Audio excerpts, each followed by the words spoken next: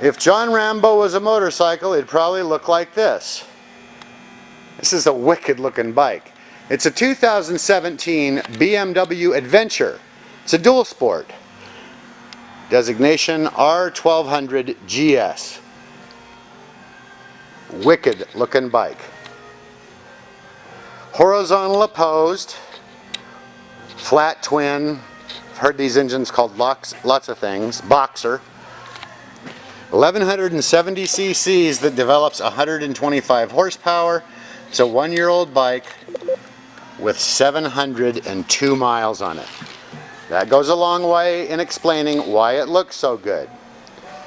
Completely functional and easy to pack. Saddlebags and tour pack.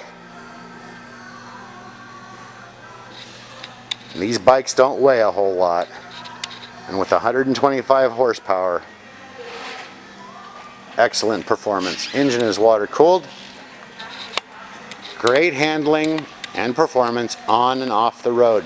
This bike is available for test rides 7 days a week between Vista and Escondido in San Marcos, right off the 78 at North County Indian Motorcycle.